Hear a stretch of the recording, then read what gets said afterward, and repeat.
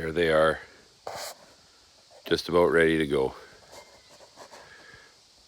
The Panther's looking at us and the Bearcat's pointing the other way, and the Bearcat's still got all the monitors in it from last year.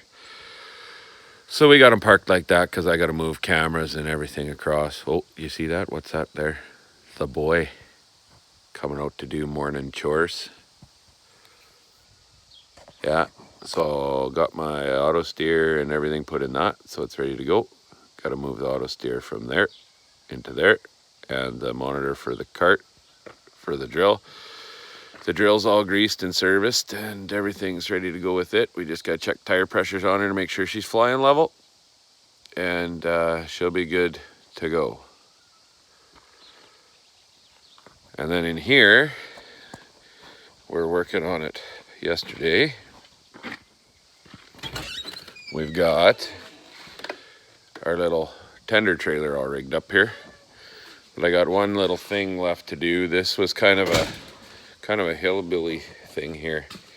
This used to just have a couple of bolts welded on here with little closer flaps that went around the ball, and I did not think that was very good, so we're gonna weld a piece of pipe across here that's got an opening cut in it so the ball can go in. You put your pin through, you know, just like a normal hitch.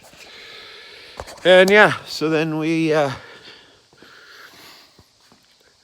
just kind of got it rigged up like that. I got room over here to put chemical jugs and whatnot, extra hose and everything go in the toolbox. I found that in the ditch, nailed it. And I got just a old basic chem handler one I bought off a old fellow who was quit farming for like $100. And the tank there, and this is my old $500 flatbed. It's an old Brewster, but she rides nice, and yeah, it's a good deal. 3 axles, plenty for that water tank. And for our little operation, this is more than enough. Then over here, got to have some fun every now and then. Here's a 20 horse Johnson. I shit hawked this the other day, and it had the old jet lag on it for running in the mighty Battle River, because it gets pretty low. But what I'm trying to discover here, so we have impeller, and this sucker needs to be sharpened. That's a bad news bears. Looks like it's had a few rocks. But there's a spec for these things, and you measure them.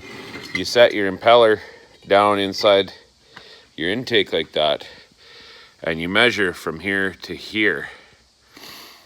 And it's supposed to be 2 13/16 inches, 13/16 of an inch from there to there, straight out, you like. And this one is not, because I measured it last night. So 2 13 works out decimal to like 2.81 something or other. And this one's like 2.62. So methinks this is supposed to have a liner in it, which I don't know if you can see that, but there's a little bolt hole here. And there's also one here. The liner sits in and it bolts through from the outside and holds the liner in. And then this would sit a little higher in there.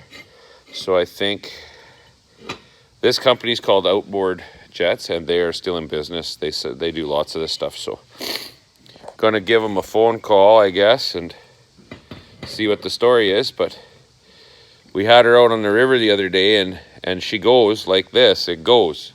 But the clearance, what I noticed is this impeller, the impeller to the liner or intake clearance is like 1/32 of an inch is all it needs to be, just missing, so that the pump builds enough pressure.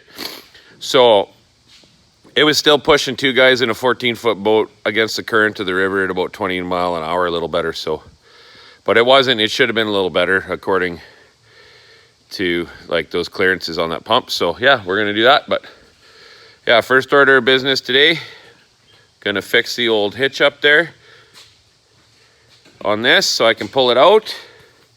I'm gonna move my monitors. It rained last night, so I can't do anything as far as spraying or whatever till maybe later today. So yeah, we're just gonna get ready to give her.